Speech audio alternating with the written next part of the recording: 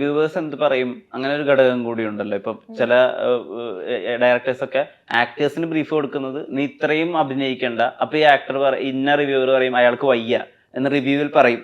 അങ്ങനെയൊക്കെ പറഞ്ഞിട്ട് ആളുകളെ ബ്രീഫ് ചെയ്യുന്നത് ഈ അഭിനയത്തിന്റെ ലെവൽസ് ഒക്കെ ഡിസൈൻ ചെയ്യാൻ വേണ്ടിയിട്ട്. റിവ്യൂവിങ്ങിനെ എന്തെങ്കിലും രീതിയിലൊരു കൺസ്ട്രക്റ്റീവ് ആയിട്ടുള്ള ഒരു കാര്യമായിട്ട് ഇപ്പൊ വരുന്ന ഒരു സെറ്റ് ഓഫ് റിവ്യൂവിങ്ങിനെ ഭാമ മനസ്സിലാക്കുന്നുണ്ടോ? ഇപ്പൊ ഒരാൾക്ക് റിവ്യൂ പറയണമെന്നുണ്ടെങ്കിൽ ഓരോരാൾക്ക് ഓരോ പെർസ്പെക്ഷൻസ് ആയിരിക്കും. ഇപ്പൊ എന്റെ പെർസ്പെക്റ്റീവ് ആയിരിക്കില്ല സിനിമ കാണുമ്പോൾ ഓരോരാളുടേതും അപ്പൊ ഡിഫറെന്റ് ആയിരിക്കും. അപ്പോൾ ഇപ്പൊ ഒരാൾ കണ്ടിട്ട് ആ സിനിമ കൊള്ളില്ല എന്ന് പറഞ്ഞാൽ ചിലപ്പോൾ അത് ആളുടെ പെർസ്പെക്റ്റീവിലായിരിക്കും അത് കൊള്ളില്ല എന്നാവുന്നത്. പക്ഷെ മറ്റേയാൾക്ക് ചിലപ്പോൾ അത് ഇഷ്ടമായിരിക്കും. പക്ഷെ ഈ റിവ്യൂ എല്ലാവർക്കും പറയാം, every human has the right. അത് കൊള്ളില്ല നല്ലതാണെന്ന് പറയേണ്ട റൈറ്റ് ഉണ്ട്. പക്ഷെ ആ പറഞ്ഞ ആളെ ഡിപ്പെൻഡ് ചെയ്ത് നമ്മൾ വേറൊരാളെ ക്രിട്ടിസൈസ് ചെയ്യുക, അപ്പൊ അത് മറ്റേ ഓപ്പോസിറ്റ് നിൽക്കുന്ന ആളുടെ മെന്റൽ ഹെൽത്തിന് അല്ലെങ്കിൽ അത് എങ്ങനെയൊക്കെ എഫക്ട് ചെയ്യുന്നത് നമുക്ക് ഒരിക്കലും അറിയില്ല. എത്രത്തോളം ഹേർട്ട് ആവുന്നുണ്ട് എന്നുള്ളൊരു കാര്യം ഒരിക്കലും നമുക്കത് മനസ്സിലാവില്ല. ചിലവർ അത് ഈസി ആയിട്ട് ഹാൻഡിൽ ചെയ്യും, ചിലവർക്ക് അത് ഭയങ്കര ബുദ്ധിമുട്ടായിരിക്കും, ചിലവർക്ക് അത് ട്രോമാസ് ഉണ്ടാക്കും, നമുക്കറിയില്ല. നമ്മുടെ ഒരു ഒറ്റ വാക്കുകൊണ്ടായിരിക്കും, ഈ പറഞ്ഞൊരു വ്യക്തിയുടെ ഒറ്റ വാക്കുകൊണ്ടായിരിക്കും ചിലപ്പോൾ ഇത്രയും പ്രശ്നങ്ങൾ ഉണ്ടാകുന്നത്. അത് ഹാൻഡിൽ ചെയ്യാനുള്ളൊരു മെന്റൽ കപ്പാസിറ്റി ഭയങ്കര അധികമായിട്ട് വേണം. പക്ഷെ എന്നാലും റിവ്യൂ അതാ പറയുന്നത്, ഇപ്പോഴും റിവ്യൂ ഓക്കെയാണ്, എല്ലാവർക്കും അത് പറയുന്ന റൈറ്റ് ഉണ്ട്. ഒരു സിനിമ കണ്ടു കഴിഞ്ഞാൽ അത് നല്ലതാണോ മോശമാണോ എന്നുള്ളത് അത് അവരുടെ കാഴ്ചപ്പാടാ. എല്ലാവരുടെയും കാഴ്ചപ്പാട് അവരൊറ്റ കാഴ്ചപ്പാടാവണമെന്നില്ല. ഇക്ക രണ്ട് പ്രധാനപ്പെട്ട ഏരിയകളെ പറ്റി ചോദിക്കണം എന്ന് വിചാരിച്ചു. രേഖാചിത്രം കണ്ടപ്പോഴാണ് ഞാൻ അതിനെ കൂടുതൽ ആലോചിച്ചത്. ഒന്ന്, ഈ അച്ഛൻ മകൻ ബന്ധങ്ങളിൽ വരുന്ന ആസിഫ് അലി. ഇപ്പോൾ അത് ആസിഫ് ശ്രദ്ധിച്ചിട്ടുണ്ടോ എന്ന് എനിക്കറിയില്ല. കിഷ്കിന്ധാകാന്ഡത്തിലെ അച്ഛൻ മകൻ സീൻ ആളുകൾ എടുത്ത് സംസാരിക്കുന്നു, അതിന് പറ്റി ആളുകൾ വിശദീകരിച്ചെഴുതുന്നു. അനുരാഗരിക്കുമുള്ളതിലെ അച്ഛൻ മകൻ ബന്ധത്തെ പറ്റി ആളുകൾ സംസാരിക്കുന്നു. വിജയ് സൂപ്പർ പൗർണമിയിലെ അച്ഛൻ മകൻ ബന്ധത്തിന്റെ ടെലിഫോണിക് കോൺവെർസേഷൻ ആളുകളുടെ വളരെ ഫേവറേറ്റ് ആയ ഒന്നാണ്. എന്താ പറയാ, സൺഡേ ഹോളിഡേയിൽ വളരെ ലൈറ്റായിട്ട് പറഞ്ഞൊരു അച്ഛൻ മകൻ ബന്ധം. ഈ അച്ഛൻ മകൻ ബന്ധം ആളുകൾ സംസാരിക്കുമ്പോൾ ആസിക്ക ഇതിൽ നിന്ന് റെഫറൻസ് എടുക്കണോ അല്ലെങ്കിൽ ഒരു ടേക്ക് എടുക്കണതോ ഈ പേഴ്സണലായിട്ട് ഉള്ള അച്ഛനുമായിട്ടുള്ള റിലേഷൻഷിപ്പ് വെച്ചിട്ടാണോ? അതാണോ ഇതിനെ ഇത്രയും കാലാതീതമാക്കുന്നത് എന്നുള്ളത് അറിയാൻ? അത് ഉറപ്പായിട്ടും എൻ്റെ വീട്ടില് അല്ലെങ്കിൽ എൻ്റെ വാപ്പായിട്ടുള്ള എൻ്റെ ഒരു റിലേഷൻ ഉണ്ട് അതിന്.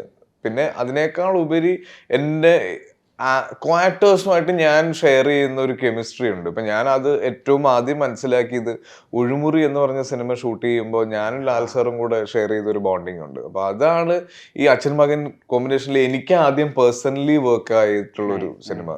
അപ്പം ഈ ഇവരായിട്ട് ഇപ്പോൾ കുട്ടേട്ടനായിട്ടാണെങ്കിൽ പോലും ഞങ്ങൾക്ക് ഓഫ് സ്ക്രീനിലുള്ളൊരു റിലേഷൻ ഭയങ്കരമായിട്ട് ഹെൽപ്പ് ചെയ്തിട്ടുണ്ട്. അതിപ്പം ഈ ഫ്രണ്ട്ഷിപ്പ് സിനിമകൾ ചെയ്യുന്ന സമയത്തും ഒക്കെ ഞങ്ങൾ തമ്മിലുള്ള ബോണ്ടിങ്, ഇപ്പം വിജയ് സൂപ്പർ ചെയ്യുന്ന സമയത്ത് അന്നംകുട്ടിയായിട്ടുണ്ടായിരുന്ന ഞങ്ങളൊരു ബോണ്ടിങ് ഉണ്ട്. അതൊരിക്കലും ഒരു ഞങ്ങൾ അതിന് മുന്നേ പരിചയമുള്ള ആൾക്കാരൊന്നുമല്ല. അപ്പോൾ ജോസഫിനെ ഞാൻ ലൊക്കേഷനിൽ കണ്ട് ആ സമയത്ത് ഞങ്ങൾക്ക് അത്രയും ഇൻട്രാക്ട് ചെയ്യണം എന്ന് ആ സിനിമയ്ക്ക് ആവശ്യമായിരുന്നു അത്. അപ്പൊ അങ്ങനെ ഇപ്പൊ എല്ലാ ഫ്രണ്ട്ഷിപ്പ് സിനിമകളും ഈ എസ്പെഷ്യലി റിലേഷൻസ് വരുമ്പോൾ അത് സ്ക്രീനിൽ റിഫ്ലക്ട് ചെയ്യണമെങ്കിൽ നമുക്ക് പേഴ്സണൽ ടൈമിലും കൂടെ ആ ബോണ്ടിങ് വേണം എന്ന് എനിക്ക് തോന്നിയിട്ടുണ്ട്. അപ്പൊ അത് കുറച്ച് എഫേർട്ട് ഇട്ട് തന്നെ ചെയ്യുന്നതാണ്. ഇപ്പൊ കുട്ടേട്ടനായിട്ട് ഞാൻ അങ്ങനെ അതിനു മുന്നേ അത്തരം ഡെപ്ത് ഉള്ള ക്യാരക്ടേഴ്സ് ഒന്നും ചെയ്തിട്ടില്ല. അപ്പൊ അത് ആ സിനിമയ്ക്ക് ആവശ്യമായിരുന്നു. അത് നിങ്ങൾ എന്താ സംസാരിക്കുന്നുണ്ടായിരുന്നു ആ ഹഗ്ഗിന് മുമ്പ്? അയ്യോ, അത് ഭയങ്കര രസമാണ്. കാര്യം ആ ഹഗ് ചെയ്ത് നിൽക്കുന്നതിന്റെ പല പല പല മാഗ്നിഫിക്കേഷനുള്ള ഷോട്ട്സ് ഉണ്ട്.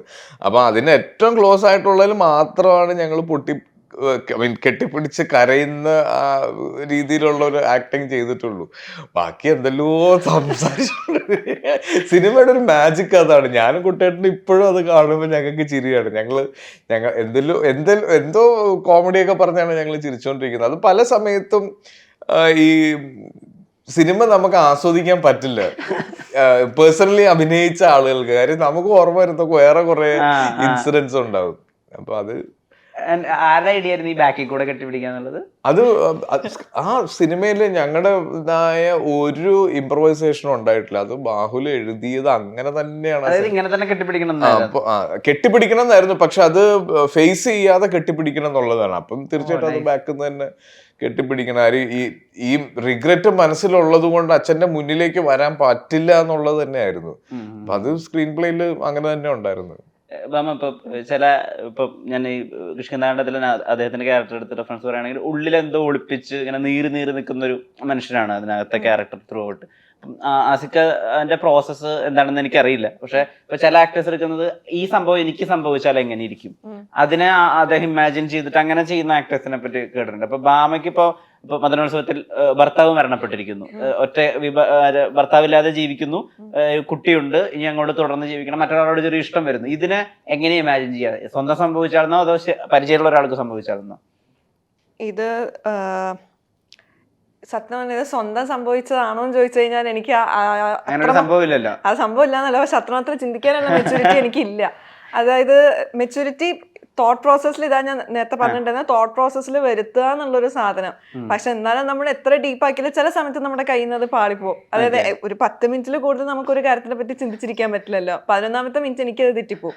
അപ്പോൾ ഈ ചിന്തിക്കുന്നതിനപ്പുറത്ത് ഈ നമുക്കിത് സംഭവിച്ചാന്നല്ലാതെ നമ്മൾ ഈ സ്ക്രിപ്റ്റ് വായിച്ച് വെച്ച് ഏകദേശം നമ്മൾ അത് അങ്ങനെ ആയിന്ന് വരുത്തി തീർത്ത് കഴിഞ്ഞാൽ പിന്നെ കുഴപ്പമില്ലല്ലോ. അപ്പൊ അതെ, ഏകദേശം. പക്ഷെ അതിൽ കൂടുതൽ ഭർത്താവ് മരിച്ചതിനുള്ള അതിലും കൂടുതൽ കാണിക്കുന്നത് സുരാജേട്ടനായിട്ടുള്ള ഒരു കെമിസ്ട്രി ആയിരുന്നു. അതീ പറഞ്ഞ പോലെ മോർ ഓഫ് ക്യൂട്ട് റൊമാൻസ് അങ്ങനെയുള്ള ഒരു സാധനം മദനോത്സവത്തിൽ കൂടുതലും വന്നിട്ടുണ്ടായിരുന്നത്. അത് കാണിക്കാൻ കുറച്ചുകൂടി എളുപ്പമായിരുന്നു. ആ ഭർത്താവ് മരിച്ച അത് കുറച്ചൊരു സിനിമ കണ്ടാണെങ്കിൽ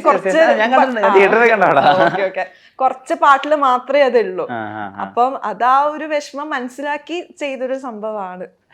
അതിന്റെ ഈ ഇപ്പൊ കഥാപാത്രത്തിനുള്ള ഒരു ട്രാവൽ ഉണ്ടല്ലോ. ഇപ്പൊ നമ്മള് കുറ്റമശിക്ഷയില അറിഞ്ഞോ അറിയാതെയോ ഒരാളെ ഷൂട്ട് ചെയ്തു, അതിന്റെ ഒരു കുറ്റബോധം. മറ്റടുത്ത് വലിയൊരു കവറപ്പ് നടന്നു, അതിന്റെ എൻസ് എന്താണെന്ന് അറിയാത്ത ഒരാളുടെ അങ്കലാപ്പുണ്ട്, നീറലുണ്ട്. ഇതിനകത്ത് ഒരു സ്പെസിഫിക് ഡയലോഗ് എനിക്ക് വളരെ കാച്ചിങ് ആയിട്ട് തോന്നി. ഈ പ്രായത്തിന്റെ വലിയ ആവേശത്തിനാണല്ലോ എന്ന് പറയുമ്പോൾ ആവേശമല്ല ആവശ്യമാണെന്ന് പറയുന്നത് ഭയങ്കര രസമുള്ള ഒരു കാര്യം. ഞാൻ പിന്നെ ഇതിന്റെ ഒരു ചെറിയ പ്ലോട്ട് പോലെ ഗൂഗിളിൽ വന്നിട്ടുള്ളത് വായിച്ചു നോക്കിയപ്പോഴാണ് എനിക്ക് എന്താണ് ഇയാളുടെ ആവശ്യം, എന്തുകൊണ്ടാണ് ഇയാൾ ഇത്രയും വ്യഗ്രതപ്പെട്ടുകൊണ്ട് ഇങ്ങനെ അന്വേഷണം നടത്തുന്നത് മനസ്സിലായത്. അങ്ങനെ ഒരു പിക്ക് മനസ്സിൽ കയറ്റി വെക്കോ, ഈ ക്യാരക്ടറിന് ഇങ്ങനെ ഒരു മോട്ടീവ് ഉണ്ട്, അത് എപ്പോഴും ബോഡി ലാംഗ്വേജിൽ വരുത്തണം എന്നുള്ളത്? ഇതില് മൊത്തത്തിൽ കുറച്ച് ഹൈപ്പർ ആക്റ്റീവ് ആയിട്ടുള്ള ഒരാളാണ്. ഭയങ്കര എന്താ പറയാ, ഒരു ക്യൂരിയോസിറ്റി മെയിൻറ്റെയിൻ ചെയ്യുന്ന ഒരാളാണ്. അപ്പം ഇതിന്റെ പിന്നിൽ ഒരു കഥയുണ്ട്. ഈ കേസ് പുള്ളിക്ക് തെളിയിക്കണം എന്നുള്ളത് ഇയാളുടെ ആവശ്യമാണെന്നുള്ളത് അത് സ്പെസിഫിക് ആണ് അതിൻ്റെ അകത്ത്. ഈ ഇതിനകത്ത് ഇപ്പോൾ കുറേ കാര്യങ്ങൾ ആളുകൾ പറയുന്നുണ്ട്. മലയാളികൾ മൊത്തം മനസ്സിലാക്കിയിട്ടുള്ള ഒരു ഇവന്റിന്റെ സ്റ്റേജിങ് ആണെന്ന് പറയുന്നുണ്ട്. ഇതിലെ മമ്മൂക്കയുടെ AI സാധ്യതകളെ പറ്റി ആളുകൾ സംസാരിക്കുന്നുണ്ട്. ഇന്റർവെൽ ഇല്ലാത്ത സിനിമയാണെന്ന് ആളുകൾ പറയുന്നുണ്ട്. ഇതില് എന്തൊക്കെ സത്യങ്ങളുണ്ട്? ആ ക്യൂരിയോസിറ്റി അങ്ങനെ നിൽക്കട്ടെ, അത് തിയേറ്ററിൽ കാണുക എന്നുള്ളത് തന്നെയാണ്.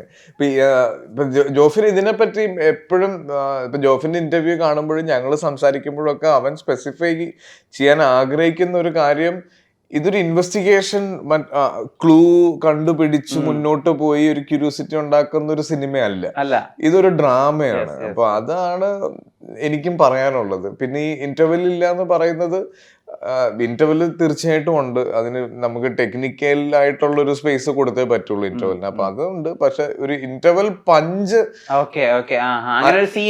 അതാണ് ഒരു പ്രത്യേക പോയിന്റിൽ കൊണ്ടുവന്ന് പഞ്ച് തന്ന് നിർത്തുന്ന, അല്ലെങ്കിൽ അടുത്തതിനെ പറ്റി ഒരു ക്യൂരിയോസിറ്റി ഉണ്ടാക്കുന്നത്. ഇതൊരു ഫ്ലോയിൽ ഇങ്ങനെ പോകുന്നതാണ്. നമുക്ക് ഒരു എന്താ പറയാ, ഒരു ഇങ്ങനെ ആയിരുന്നോ എന്നൊക്കെ തോന്നി പോകുന്ന രീതിയിലുള്ള കുറച്ച് വളച്ചൊടിക്കലുകൾ. Okay, nice.